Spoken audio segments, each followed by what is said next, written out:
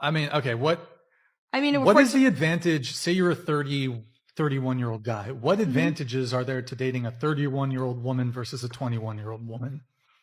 I mean, as far as life experience, already having partnerships, knowing what you want, knowing what you don't want, being able to talk about those things, having healthy communication and boundaries because you've put in the work through your 20s in order to have those healthy relationships. A 19-year-old probably hasn't done that.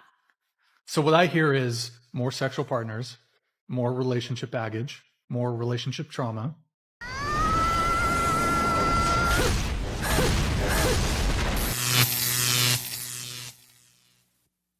Welcome to The Wall. In today's video, we bring you two stories that will definitely make you think. First, one of the most disturbing Tinder stories I've ever heard, where a woman goes on a date with a man and everything takes an unexpected turn.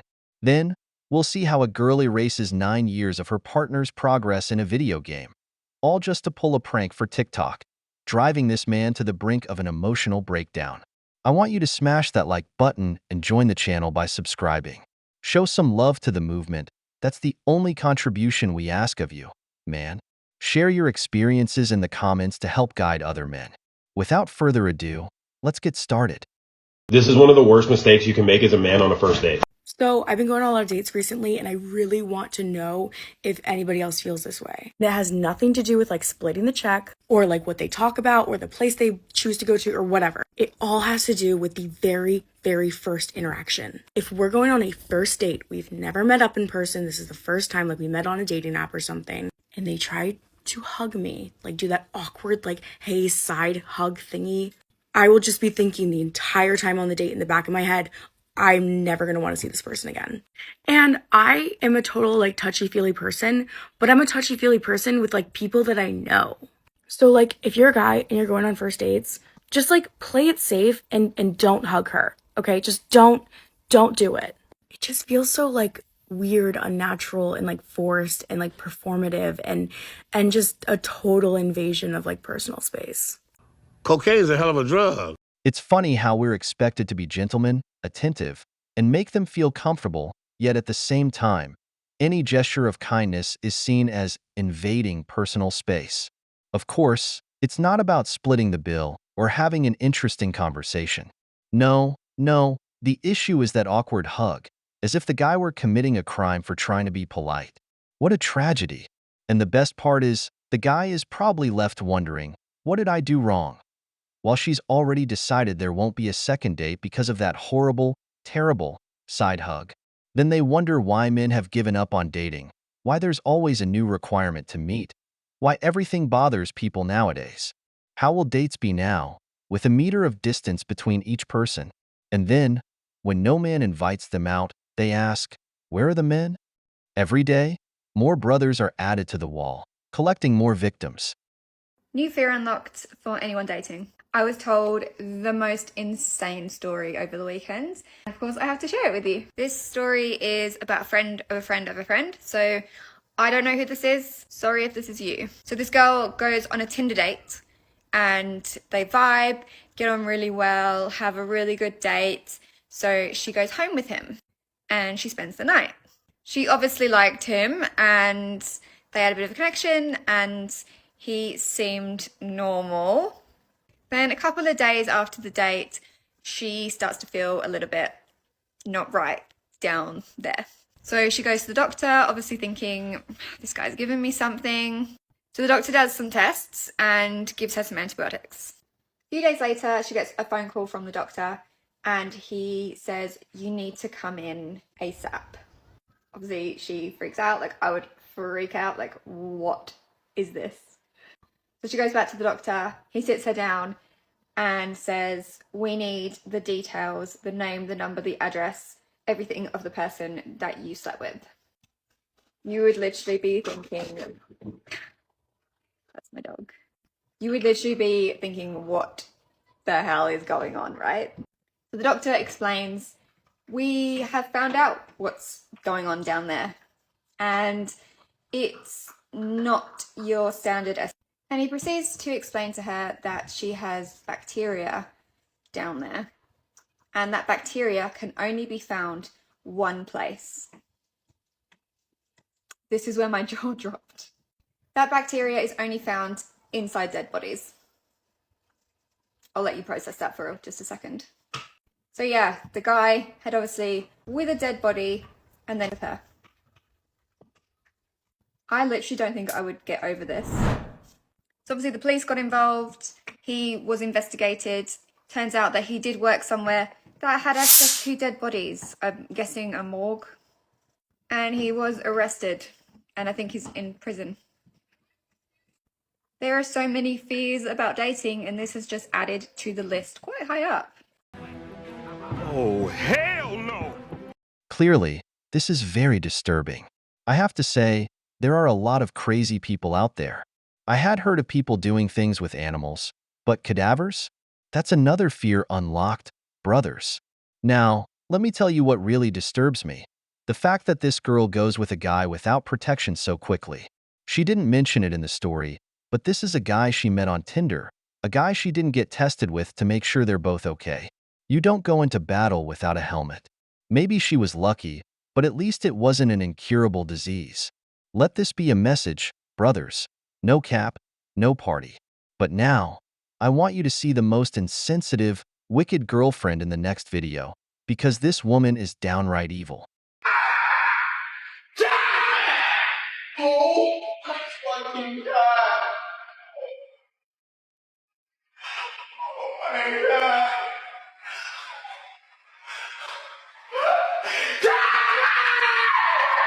Fucking 90! I'm fucking 90!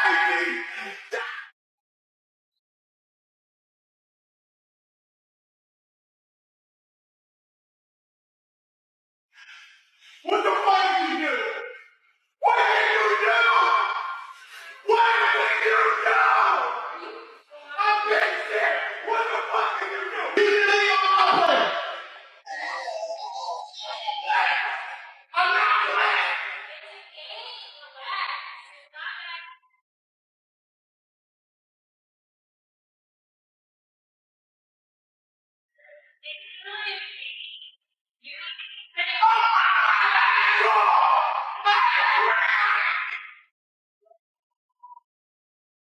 See, this is why I say men need to be clear about their boundaries, because these modern women today lack empathy entirely.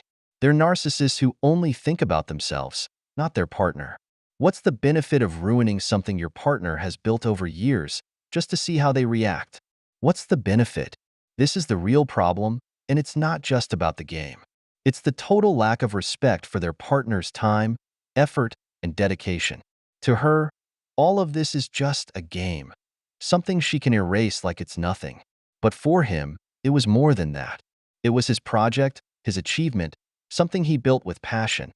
A virtual representation of years of work that's now, poof, gone.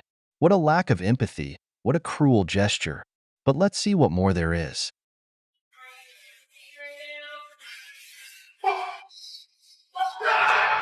I'm done! I'm tired of living my kid! I'm fucking done! I'm fucking done! I'm done! Great fucking 90!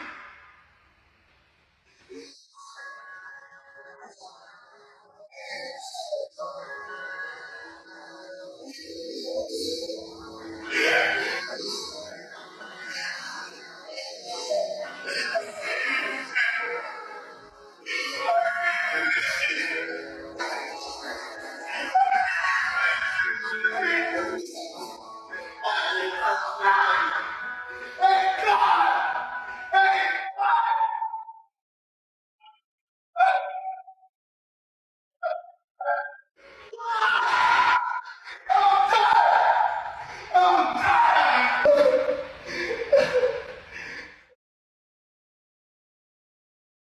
Brothers, it didn't happen to me, but I can feel his pain.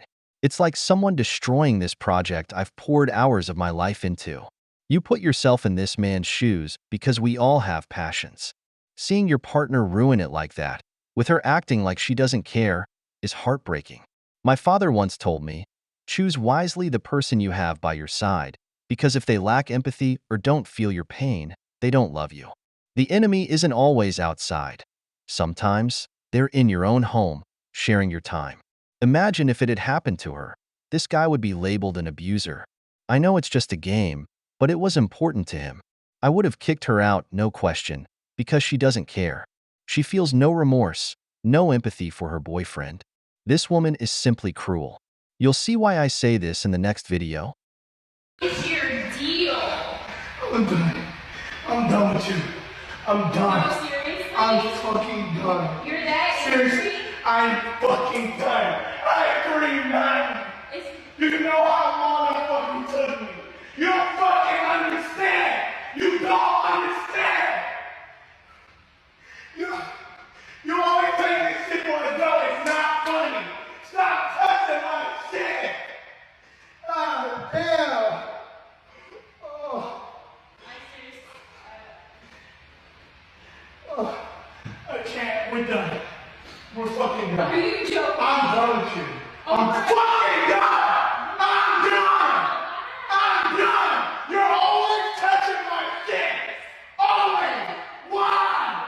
Why? Don't ever touch your shit. Don't touch my shit.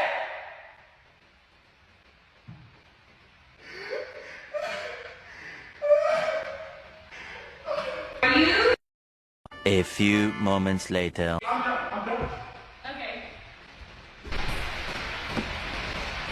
Oh my god, you guys. That is the most mad that Fredo has been, literally, like, ever. It's kind of crazy because to me it's like it's just a game, but I know people that really spend like their time doing this shit that it means something, but I didn't think it was gonna be that serious.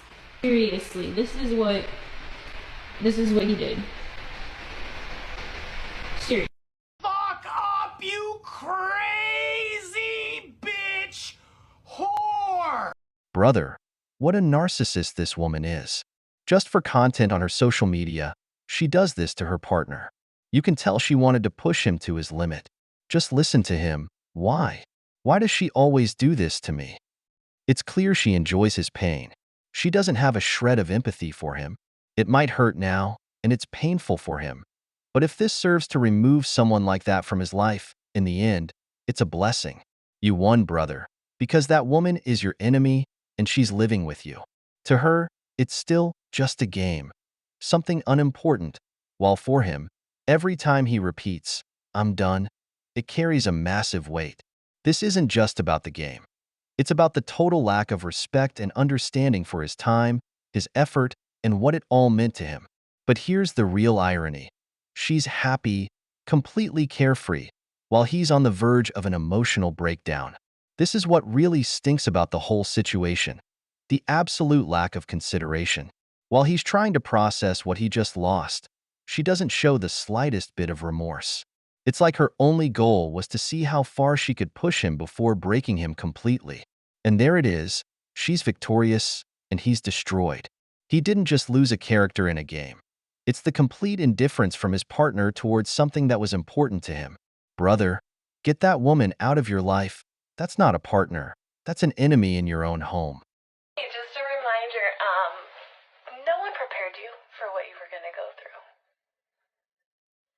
There was no way you could have been prepared. And you still handled it with grace. And you still did the best that you could.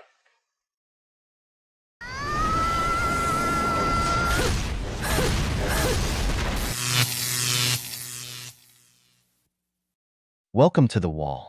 In today's video, we'll be discussing the story of a woman who feels happy to end her 14-year marriage.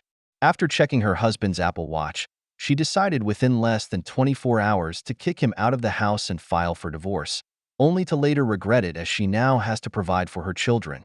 I want you to smash that like button and join the channel by subscribing. Add a little of your love to the movement. That's the only contribution we ask of you, man.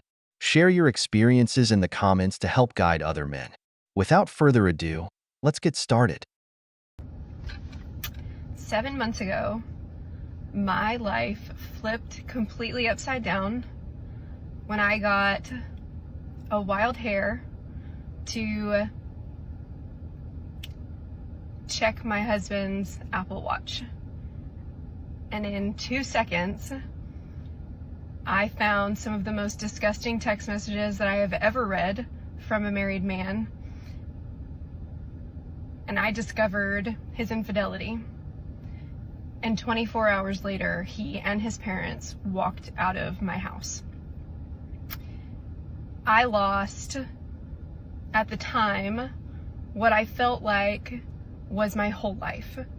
And for anybody saying, it's been 7 months, get over it, it's very apparent you've never experienced anything like this before, as this is the most traumatic thing I have ever been through in my entire life.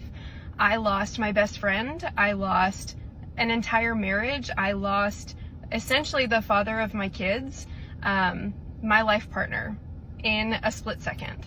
And I wasn't expecting it.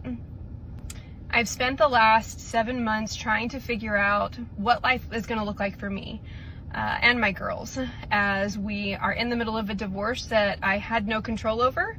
And life is going to look a whole lot different. I am now going to be the provider for the three of us, and I will never support betrayal from either side, but in a second, you say your relationship is ruined. A woman who found out about her husband's infidelity by checking his Apple Watch. From the start, we already noticed something. What is she doing going through her husband's Apple Watch? There's already distrust here. And when a relationship reaches that point, it's a sign that something is wrong. But of course, when the woman snoops and finds something, she's automatically the victim, right? What's strange here is how quickly things take a turn. She didn't verify anything further, just saw a few messages. She says she lost her best friend, her marriage, and the father of her children in an instant. But, brothers, was it really in an instant? Relationships don't fall apart overnight. A man doesn't go looking outside for what he already has at home unless something's missing. Why wasn't there therapy, any attempt to fix the situation? Or is therapy only for when the woman cheats? Instead of talking, instead of seeking solutions, she checks the Apple Watch and decides the only solution is to kick him out of the house in 24 hours. Sounds more like a good divorce opportunity, don't you think? I've spent a lot of time figuring out what I wanted that to look like and how I wanted that to be and how much I didn't want the girls' lives to shift and change for the choices that someone else made. And for the first time in 7 months, I'm excited about the future and what this is going to do for me and my kids. And I'm proud of me for doing way more than I ever imagined that I could. And I think that life is about to get a whole lot better for us. And I think we're going to have a life that we never ever could have had before. And I'm grateful and I'm excited. And for the first time in a really long time, I'm hopeful because things are looking up. I started sharing my journey here in March, and this all started in January. And I never dreamed that this is what that was going to look like, that 230,000 people were going to start following me and my redemption story. But I'm excited, and I'm here to tell you that that story starts now. So, thank you for being here, and I hope you'll stick around to see where life takes us. Do you see where things are heading? This is a classic case of someone turning their personal tragedy into a way to play the victim, to gain followers, and, of course, money. Marriages now seem like business transactions or content for TikTok videos. But she's the heroine, right? It was the man who supposedly ruined the relationship in 24 hours over a few messages. He's the one who supposedly asked for the divorce, because that's how the villain operates, even though the man didn't actually do any of that, did he? She says she wants her daughters' lives not to change, but that's inevitable. Do you know why? Because kids need stability. They need both parents at home. This man was judged and condemned publicly based on a decision she made without even trying to save the relationship. And now what? It turns out her life gets better, while his is left shattered, probably without a chance to tell his side of the story. Brothers, when a relationship breaks down, it's never just one person's fault. Before feeling sorry for this story, Remember that there are always two sides, and the man's side, in this case, has been silenced. I find it so funny how people can tear your life apart, have a hand in tearing your life apart, and then they want to tell you how to live your life. I became a single mom this year and have had to navigate and figure out how I'm going to provide for my kids. I will be the primary provider for my kids. Child support does not cover what it should cover. I had to figure out what was going to work best for me and my kids. In my marriage, we chose for me to be a stay-at-home mom. Since day one, that was the life that we chose for us, so that I could be present for my kids all the time. There were sacrifices that were made financially and otherwise in order for me to do that for our children.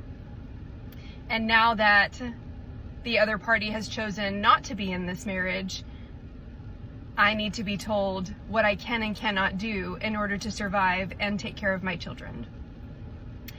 And the audacity is free this year. I can do whatever I want in the same way that these people felt like they could do whatever they wanted within my marriage.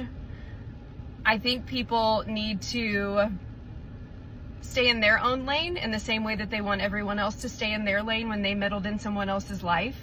If I want to make money online, I can make money online, and I can be a caregiver for my children, and I can give us a life that we wouldn't have had before.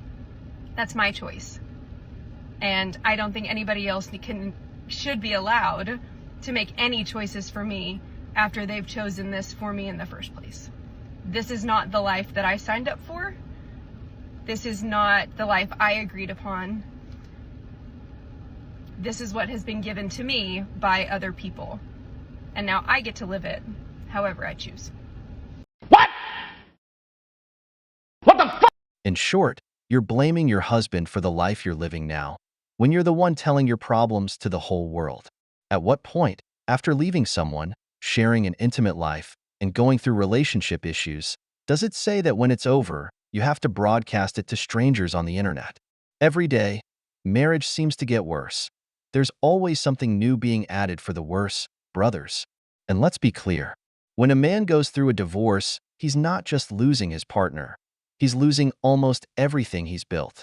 Here we have the perfect example of how a woman, after years in a marriage where they agreed she would stay home, decides the man no longer has a place in her life and takes control of everything. And the man? He's the one who ends up outside his own home, separated from his children, and of course, burdened with the financial responsibility of maintaining two households. Because even if child support doesn't cover everything, as she herself says, the man still has to keep paying month after month while his life falls apart. So, who ends up paying the price? The man loses his home, his role as a present father, and often his respect in society. Because in the public eye, he's the one to blame, the one who failed in the marriage. Meanwhile, the woman has the perfect narrative. Now I'm the provider, and I have to support my kids. But who's really supporting those kids? Who's working to pay that support? It's the man. You are not responsible for the shit that was done to you. Period. You survived it, which shows you're worth celebrating. But you are responsible for healing, for changing, and for who you become next.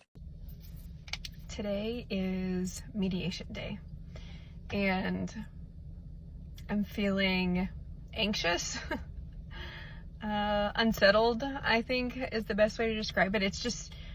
I just have thoughts today because a year ago, there's photos and videos of us from, watching college football with friends and going out bowling and being affectionate in public and having fun. And if you had told me then that this is where we would be at in a year's time, I would have absolutely laughed in your face.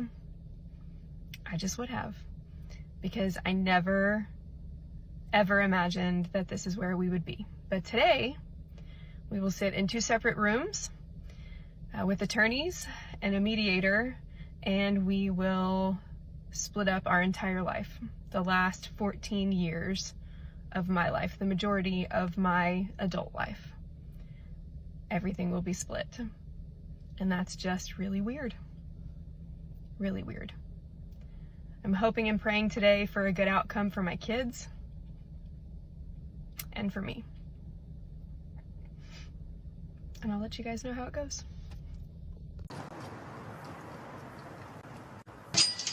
For her, it's the happiest day.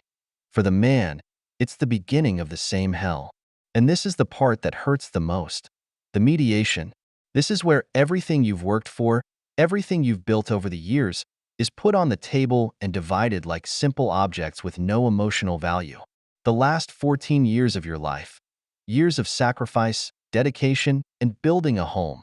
Now get reduced to a cold legal negotiation. Brothers, mediation in a divorce is the most unfair scenario for a man. While the woman's emotions are often validated and protected, the man is expected to be strong, to not show weakness, and to just accept reality.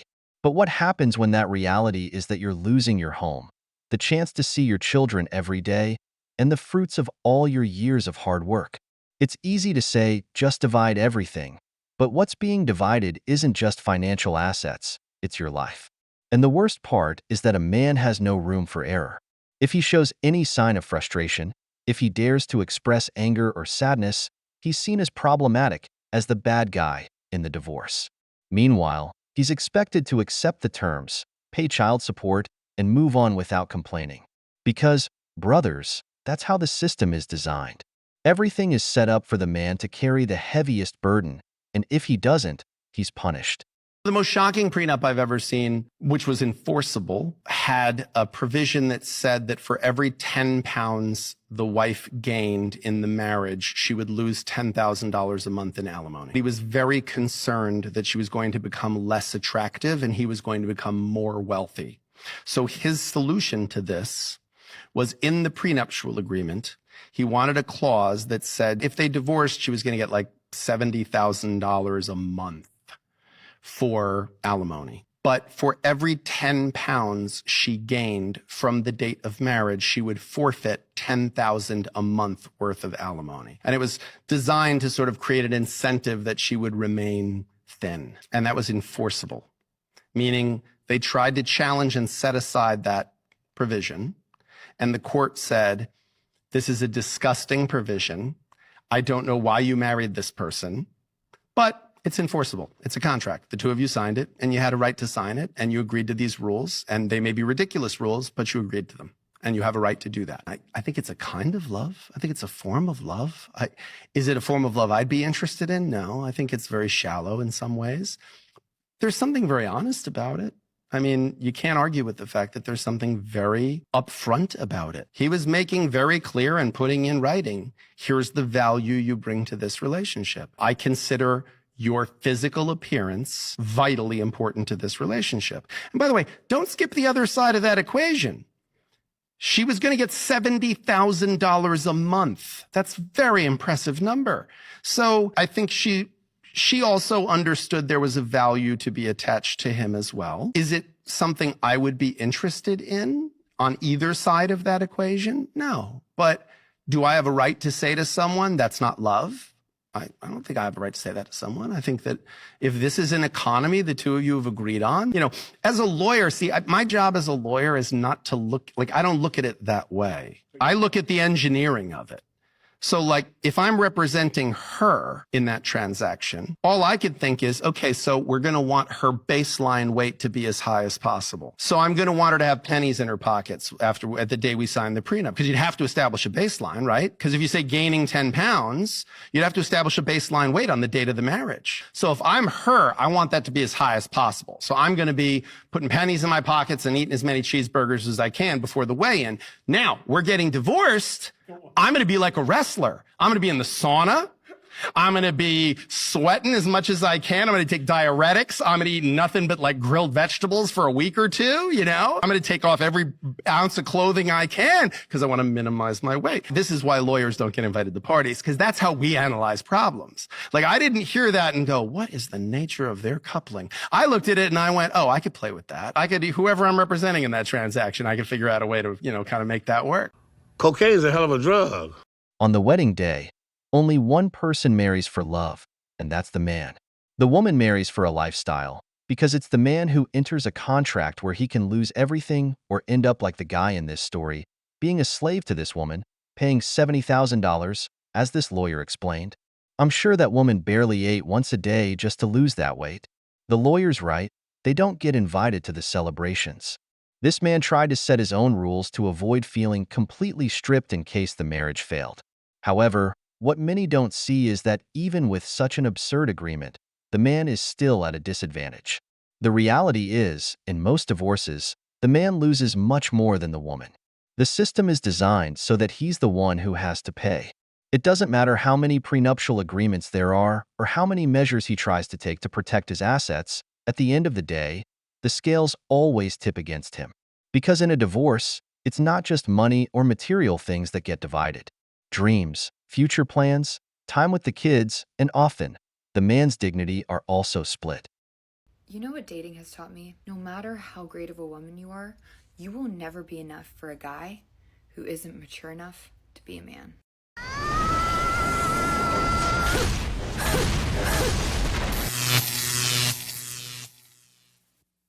Welcome to The Wall. In today's video, we'll take a look at a woman who goes on 51 dates.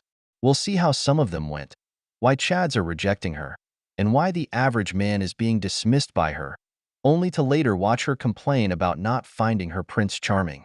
I want you to smash that like button and join the channel by subscribing. Show some love to the movement. That's the only support we ask for. Also, don't forget to share your stories and experiences in the comments so others can learn from your wisdom. Without further ado, let's get started. Hi, so my name is Francesca. I'm going on 50 first dates and this is date number 7. Hi, so welcome back. I've just done my hair, as you can tell, but let's get ready for date number 7. I believe he is 27. I can't remember off the top of my head. So I just checked. He is 26, not 27, and he is a Teams sales leader. We was actually meant to be going on a date tomorrow. We planned to go on a running date together. However, I forgot I booked a run club for tomorrow morning. We were both free tonight, so I said let's go get a drink instead. So yeah, we are going to a pub in Earlsfield, which I've actually never gone out in Earlsfield before. We're going to a nice beer garden, have a couple of drinks. We haven't chatted too much, like he's very much my type. So I'm actually really excited about this one. I don't know, it just feels like it's going to be a good one.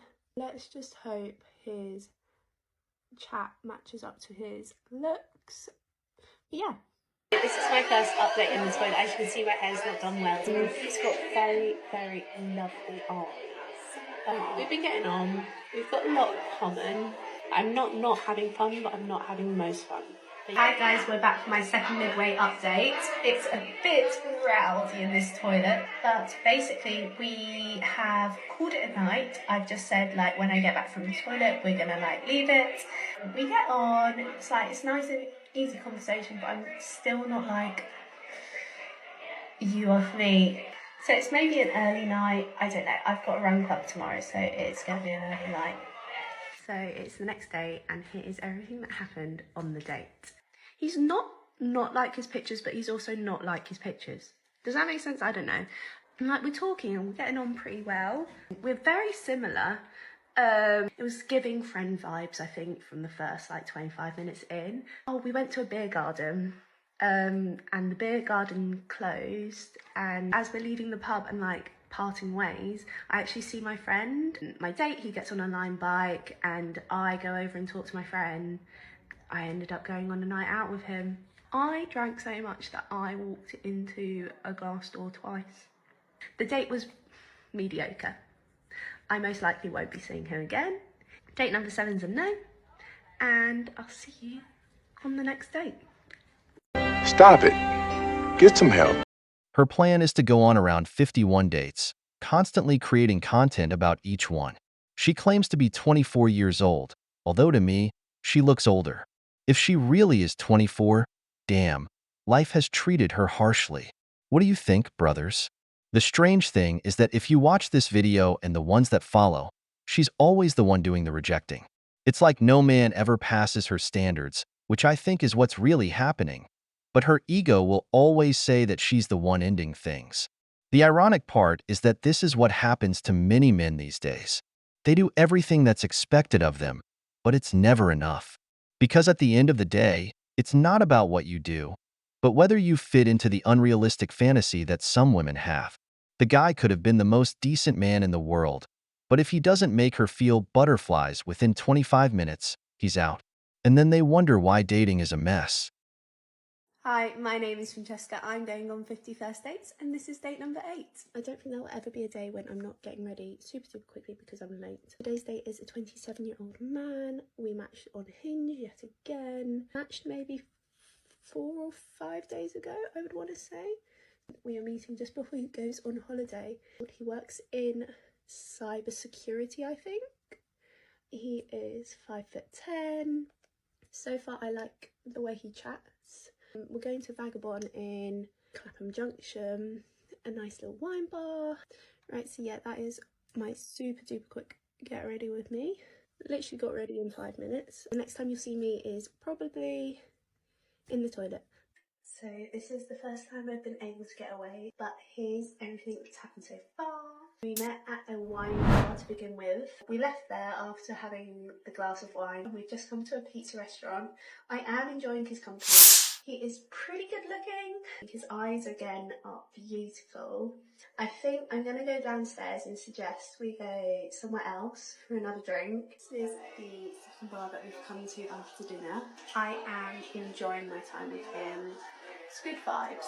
We've said to call it a night, although he did just invite me to his house. He was like, we can just spend some time there and then I'll get you an Uber home. And I was like, no, I want to leave it on a good note. So it is the next day and here's everything that happened on the date. We was planning on going to a wine bar in Clapham Junction called Vagabond. As I got off the train, he was like, oh, come to this one instead. It's a natural wine bar. We finished our wine and then we walked down the road and we went for a pizza. He was good looking, but like not in the way that I'm used to. So I feel like it was a good, like stepping out of my comfort zone maybe of like my usual type. We finished our pizza and we was walking down and we were just kind of like seeing what had a vibe. We stopped at Northcote Records and they had a live band on and it was so good. And we talked for ages and then I said, look, I want to get up and dance. And then we got up and danced for a little bit. Here's the only issues that I had with the date. He's on a dating app called Filled, which is fine. You can all go look it up if you like, if you're that intrigued. Another issue is that he has gone on holiday now. It's a long time to wait in between a first and a second date. Date number 8 is a yes, I would see again. Cocaine is a hell of a drug. He was handsome, but not like I'm used to. In other words, she likes going out with chads, men who bring nothing to the table, but she gave the average guy a chance. The moment he mentioned his height, 1.70 meters, she already knew she wanted to reject him because he wasn't a 666 of the apocalypse. A man who is 6 feet tall, earns 6 figures, and has a six-pack, what people call the 666 of the apocalypse. The strange thing is that she says it was a nice date, that she was having a good time, but she only focuses on what the man lacks instead of looking beyond that. Like she said, he was handsome, but not in the way I'm used to. Women like her love the chat. This guy just didn't fit into that perfect little box she has in her head of what a man should look like physically. Although, of course, it was nice to step out of her comfort zone. Please. The guy was probably charming, treated her well, made her laugh. And yet he's being judged through that superficial lens of whether he's good-looking enough to deserve a second chance. Because, obviously, looks are everything. My name is Francesca, I'm going on 50 first dates and this is date number 9. So I did in fact just film a whole get ready with me, but I'm really not enjoying what I look like right now. Sometimes getting ready for a date you feel great about yourself. Sometimes you don't. The dress I put on earlier, the elastic broke on the back. I did my hair. I spent ages on my hair. I spent nearly 45 minutes on my hair, and it's gone half up, half down because I hate it. Started doing my makeup. Everything started bubbling up and like scraping off. So I'm going to try and push it to the side and just think about the date that I'm about to go on, because it's going to be a really fun date. I am meeting a 28-year-old man. He does sustainability for a job. I was meant to meet him last night, but I cancelled just at the last minute. So now I am meeting him. We are going to go watch his friend do a DJ gig on the Thames. It's for Brewdog. I have no idea what it's going to be like, neither does he, but it sounds fun. I will see you next when I have a chance to slip off to myself. I don't know if there's going to be any toilets there. I don't know how I'm going to update you guys. My first midway update. I've just come to the toilet. We've spent maybe about an hour, maybe 2 hours together now. I'm doing a lot of the talking, initially based off just looking at him. I'm not attracted to him at all. Also, he said that we was going to go to this DJ sort of thing. I kid you not, we spent no more than 5 minutes there. We are just moving on to the next place. Really not that interested, I don't think. I don't know. As you can see, I'm on the train. I'm on my way home, and it was not really a very good date. So I turn up. He is drunk. And we stay at the DJ place on the Thames for no more than 5 minutes. Then we went to the first bar. It wasn't very good. Anyway, we moved on to the second bar, had one more drink. He was just getting more and more drunk, and I just wasn't all for it. Hi, so it is the next day, and here is everything that happened on the date. I want to say this is probably one of the worst dates I've ever been on. It was just no vibes whatsoever. I'm not going to see him again. He was drunk, very, very drunk, to the point, you know when you're like drunk and you start to wobble a bit? He was wobbling when he was standing. Date number 9 for me is a definite no, probably the worst date I've been on in a couple years. Let me be clear. If you're going out with someone, one of the things you should avoid as a man is getting drunk. I've seen a lot of young men offer drinks, probably with the intention of setting the mood, but many women don't drink. As a result, when the date starts going downhill, the guy ends up drinking more, sometimes out of nerves, and only digs himself deeper. What I will say is that a man needs to learn how to read a woman's body language and talk about things that interest her.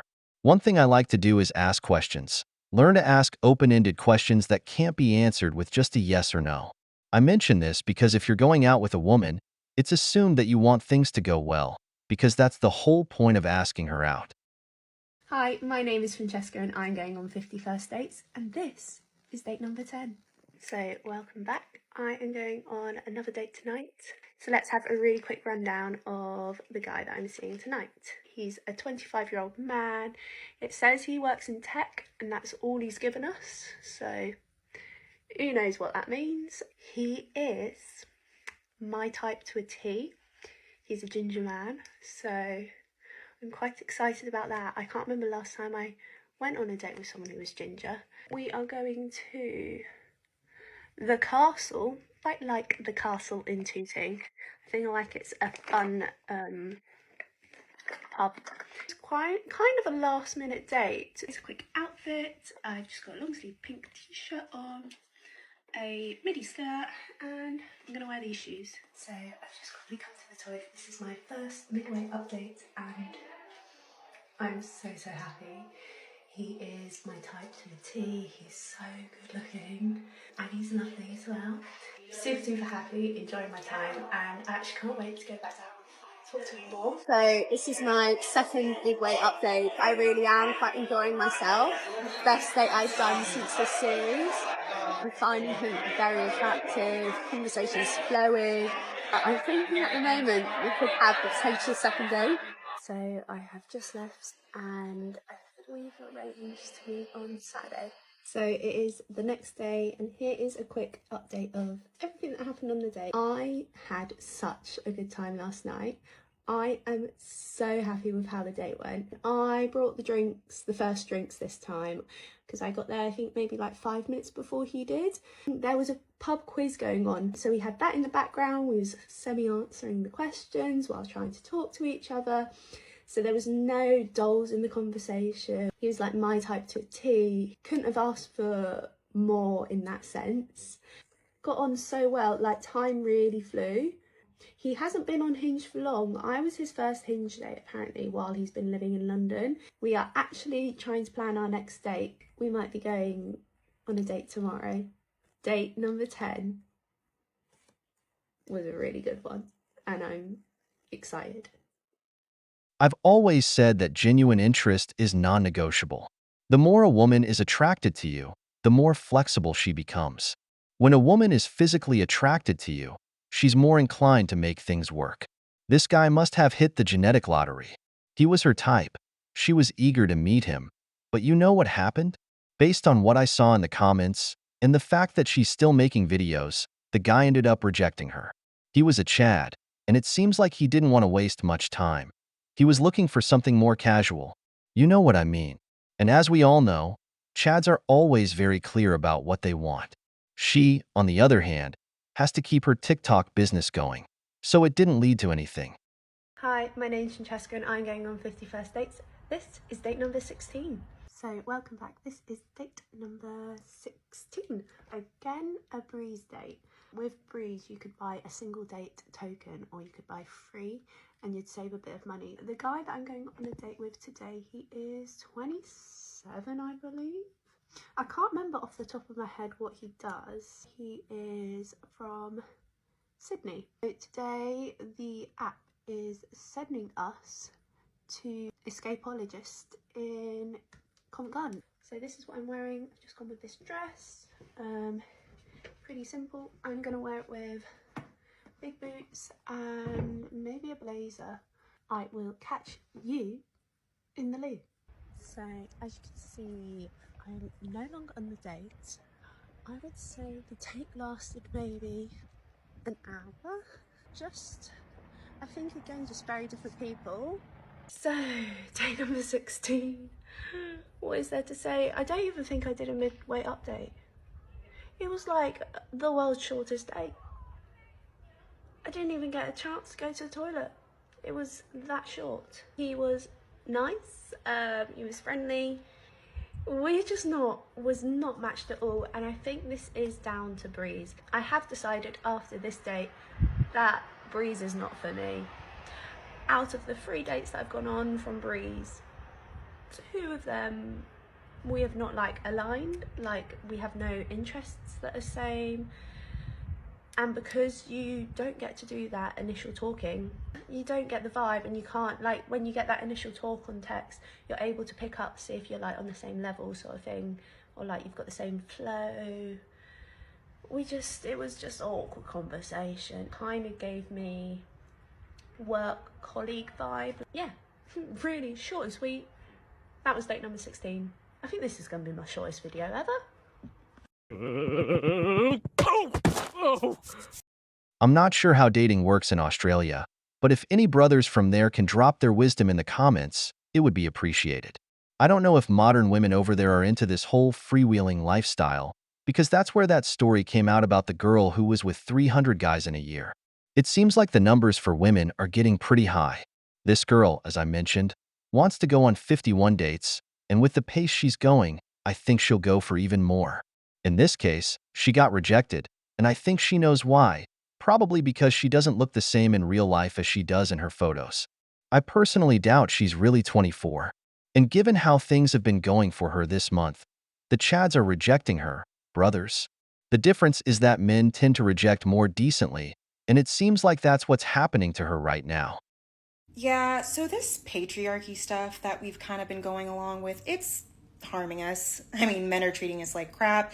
They're unaliving us in droves. So I think we're done. We're not going to partner with them or have their kids. Oh, wow. Okay. So you're just going to throw away your divine purpose of serving me and my kids? Well, then screw you. In fact, we're going to leave you alone first. How about that? Okay, but do you promise? Yes, we promise we're going to leave you alone. You know what? Have fun cleaning up your cat litter. Ladies, I hate to be the bearer of bad news, but some of y'all are going to have to settle. I mean, you have to. We have got to cut it out with all these gender wars. Hey, I'll settle. Oh my God, why are you talking? I don't understand. Anyway, some of y'all are going to have to settle. I mean...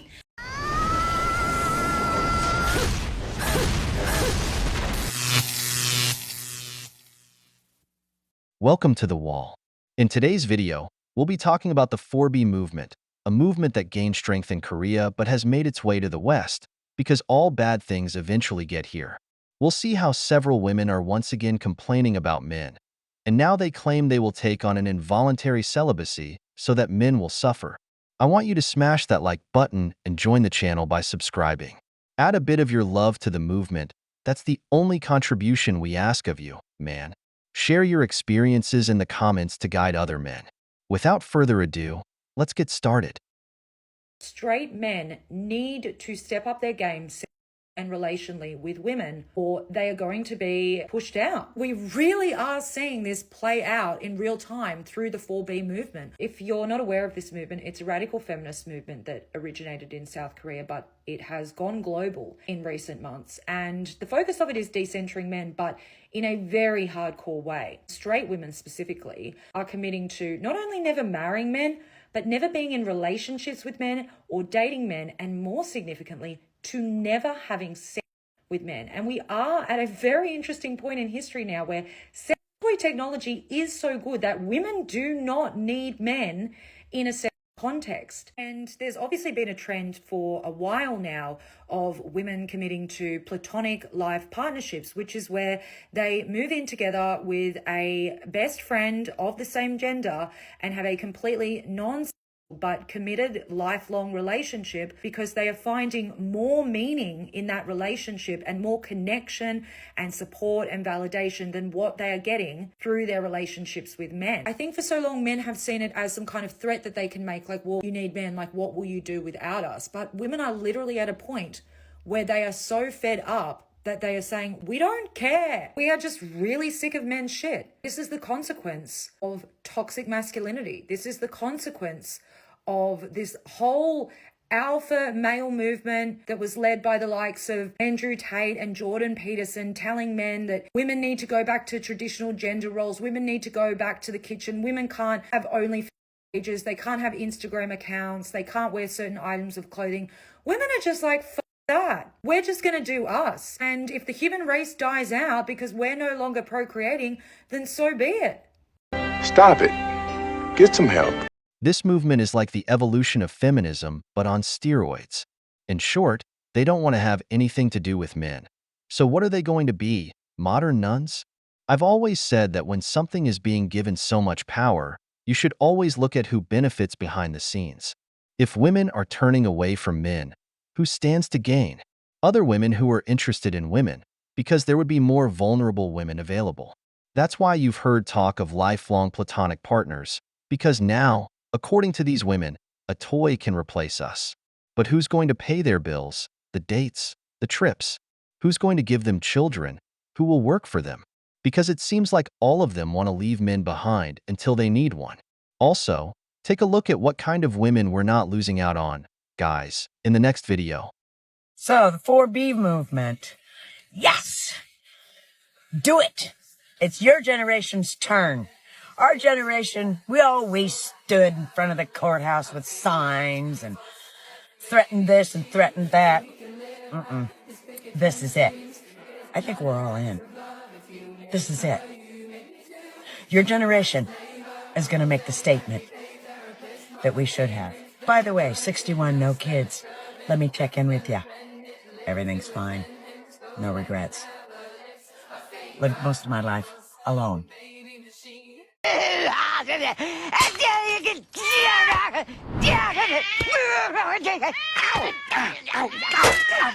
Nice kitty. I once heard the story of a man who goes to the doctor and says, "Doctor, I want to live past 90. The doctor asks him, "Do you smoke?" The man says no. "Do you have any substance addictions?" The man says no. "Do you drink alcohol?" The man says no. The doctor then asks, "Do you have kids, family, an active intimate life?" The man says no, none of that. So the doctor says, "Then why do you want to live so long?" This woman is the same. without regrets. But what did you accomplish? Holding up a sign, leaving no legacy? Now you're supporting a movement so that more women end up like you, alone and on the wall. I'm telling you, brother, misery loves company. Kings, the 4B movement is just the woman's version of involuntary celibacy. The way intimacy works is they say that women control access to physical intimacy and that men control access to relationships. Men who cannot get physical intimacy are then deemed involuntarily celibate. Women who can't get a guy to commit to a relationship and girls who keep getting played are joining the 4B movement because they keep giving up their physical intimacy, and in exchange, they can't seem to get a relationship. So they said, we're done trying to have relationships with guys because we keep striking out. And this group thinks that they're being slick, going, we're just not going to give guys what they want. We're choosing to walk away from men. But everybody in their right mind wants a positive relationship. Everyone in their right mind wants somebody for them. And these are straight women in 4B, which means they would prefer to have a good man. But they have said very loudly that they're giving up on men in general because they can't find a good man, meaning that all of their attempts have failed. So I don't think 4B should make fun of men because they're involuntarily single. Stay up, Kings. Totally agree. When you don't formalize a relationship, you end up in a life of recklessness, in fleeting relationships without emotions. And while many believe that's the best life, it becomes empty after a while. Do you really think a woman wants to live with other women as roommates? That she doesn't want to be a mother? That she only wants to work and come home to an empty house? Do you think she won't look at other women who have families? That she won't long for a man? No matter how hard you try, you can't turn off all your instincts, and the need for intimacy is a very strong human need. But this girl in the next video explains it better. 4B movement this, 4B movement that. I have a very sneaky suspicion just from everyone that I know in real life that talks about the 4B movement. The people that are being the loudest about being very anti getting together with men, a lot of you guys are still in situationships and are actively hooking up with men in a non-committal way. Guess where men suck the most? In which cities they suck the most? Cities like New York. I don't know a single person who's having a good time dating in New York right now because men get all the benefits of being in a relationship with a woman for free from multiple women all the time. They're energy harvesting off of women all the time. Because you guys are like, oh, I don't want the responsibilities of being with a man and men suck and blah, blah, blah. But you guys get lonely. You want the validation. Time out. I say this because I needed to hear this years ago. Because let's be intellectually honest about this movement. People are enacting it because philosophically it works, but really, what's the emotional reason? Women are butthurt and we're saying we're going to take away our feelings and decenter our feelings and our happiness from men. But what do you do when you're hurt? You pull back emotionally first and then you pull back physically. So the way that women are expressing their nihilism in these cities is by continuing to sleep with people but not being emotionally involved with them. And that is the opposite order in which things should be done. So friendly reminder to anyone that is currently going through the disillusionment process of dating but still giving men physical access to them because that feels more emotionally safe. It's not. It's not, and it has made them take women for granted way more than they would otherwise. She's right. No matter how hard you try, you can't shut off all your needs.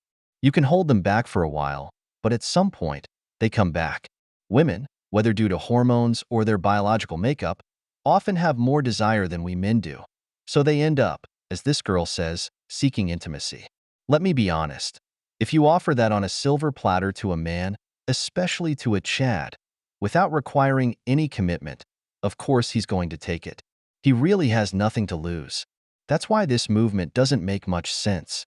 And if you doubt it, why do you think adult content has exploded in views in recent years, with the percentage of women consuming it also on the rise? It's making tons of money because it's exploiting a basic human need. That's why I say, with these kinds of movements, someone is always benefiting behind the scenes. And with the rise of this loneliness epidemic, someone is getting rich off of it. I made a video on 4B last week, and after reading some of the comments, I want to explain a bit about what's going on with feminism in Korea. When I said 4B was not popular in Korea, my point was that it's almost impossible for it to become a widespread mainstream movement out in the open, since we can't really know how many people are aware of it, let alone support it, because of how dangerous it is to be an outspoken feminist in the country these days, 4B or anything else. The current environment is hostile for any kind of women's rights activism to gain traction out in the open, regardless of its degree of radicalness. Feminism has always been met with some backlash, just like everywhere else in the world, but it's gotten really bad over the past couple of years. The birth rate is a big issue that comes up in the news all the time, and despite the fact that the cost of living is killing everybody, right-wing media and politicians have tried to blame the rise of feminism in Korea after the Me Too movement popped off as the reason behind the decline, including the current incel president himself. Not only did this man make a public statement during his campaign that fighting for women's rights is going to lead to the downfall of Korean society, he actually tried to reform the rape laws to be defined on the basis of physical violence and not lack of consent, which thankfully the Justice Ministry shut down, but you can get an idea of what kind of a person he is and who his supporters are. Don't get me wrong, he's very unpopular with everybody, including men, and everybody thinks that he's an idiot because he hasn't done anything for the economy and he's already been wrapped up in multiple scandals, but at least he's not a feminist. That's the mood. I don't want to give the wrong impression and scare women or anybody from visiting or even living in Korea, because the country is really safe and the violent crime rates are very low, especially compared to places like the States. But it is still a very conservative place at its core, and it becomes really obvious when you look at the severe backlash against feminism. But at the end of the day, nobody's having kids anyway, so if that is part of 4B's quote-unquote agenda, then they're kind of succeeding regardless. So, the world is going to end up without people. The irony in all of this is that if you look at the laws in non-Western countries regarding women, you'll realize that this is the country where women have the most rights for everything. They complain about a patriarchy that doesn't exist because men have said, "Enough, we're not giving in anymore." Divorce laws overwhelmingly favor women. Maternity laws favor women, even when they're bad mothers.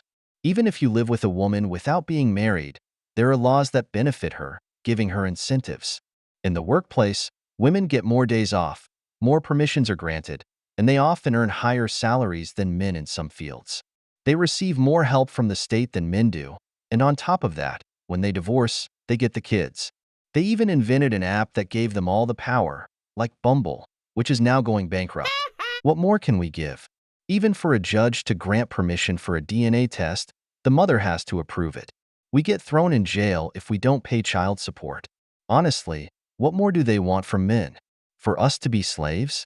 Because they're never satisfied. We've reached the end of the video, but before we go, the questions are for you. What do you think about the 4B movement? Do you think the 4B movement will actually affect men? If you enjoyed the video, make sure to give it a thumbs up, subscribe to the channel, and hit the notification bell.